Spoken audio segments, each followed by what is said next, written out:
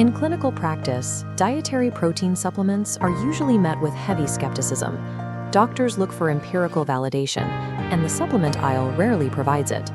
Yet a specific whey protein isolate defies this standard, securing a permanent place in the exact manuals that physicians use to prescribe medicine. It is listed in the American Physician's Desk Reference and the Canadian Compendium of Pharmaceuticals and Specialties.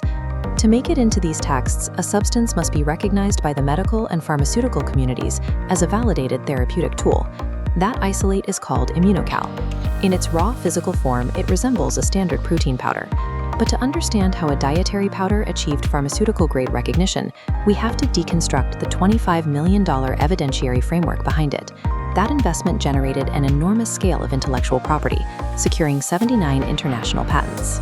These patents protect the specific biological mechanism of its targeted precursor delivery system. The efficacy of that targeted system was rigorously proven through double-blind, placebo-controlled clinical trials with strict physiological endpoints. By engineering a physical protein to meet pharmaceutical standards, ImmunoCal bridges the gap between basic dietary nutrition and clinical pharmacology. The origin of this research goes back to 1965 at McGill University. Dr. Gustavo Bonis was leading investigations into how to optimize recovery for patients emerging from surgery. Through his trials, Bonis realized that specific dietary proteins dictated a patient's immune response and their ability to heal wounds. By 1978, Dr. Patricia Kongshav joined the effort, integrating advanced clinical immunology into the ongoing protein research. Their focus narrowed to glutathione. But they faced a severe hurdle. If you take glutathione by mouth, your digestive system breaks it down before it can reach your cells. While direct glutathione fails at the gut lining, they engineered a bonded cysteine delivery system inside a whey isolate that penetrates the cell membrane. Once inside, this bonded cysteine instructs the cell to manufacture its own glutathione. That internally produced glutathione functions as the body's master antioxidant, actively neutralizing oxidative stress and maintaining systemic cellular health. This precise intracellular mechanism, delivering the precursor rather than the final molecule, is what earned those 79 patents across 28 different countries. Solving this bioavailability bottleneck at the cellular level was the mandatory first step. Without it, quantifiable clinical efficacy would be impossible. With the mechanism secured, the research moved to rigorous clinical validation, eventually resulting in 23 separate reference studies. In this context, a reference study requires strict methodology. It must be university-directed, randomized, double-blind, and controlled with a placebo. The first major data point on physical output came from Dr. Larry Lands at McGill University.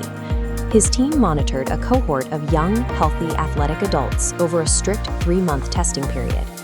This chart compares the treatment group against the control. Over 3 months, the group utilizing the isolate saw a 10 to 15% improvement in measured performance indicators. To verify that these gains applied beyond peak athletes, a second trial was initiated by Dr. Rabassa Lorette at the Clinical Research Institute of Montreal. This trial focused on a completely distinct demographic, a non-frail elderly population. To ensure absolute data integrity, the researchers used a highly specific control mechanism, measuring the isolate against a casein protein group.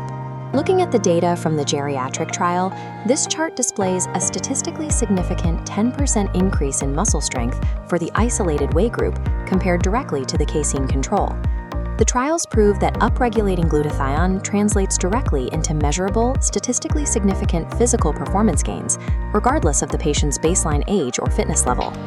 Beyond physical output, researchers recognize that glutathione upregulation could have complex neurodevelopmental applications. An independent 90-day trial was established at Nova Southeastern University in Florida to test this hypothesis. The trial was built around a specific patient cohort, preschool-age children diagnosed with autism. Instead of physical endurance, the researchers tracked non-physical, behavioral metrics over the course of the study. This 90-day timeline tracks their progress. The data isolates distinct, measurable nodes of improvement in both adaptive behavior and socialization within the trial group. These specific metrics indicate that the precursor's cellular efficacy extends far beyond muscle recovery into systemic and neurological function. This brings us back to the original question of why this specific protein supplement sits alongside pharmaceutical drugs in medical references.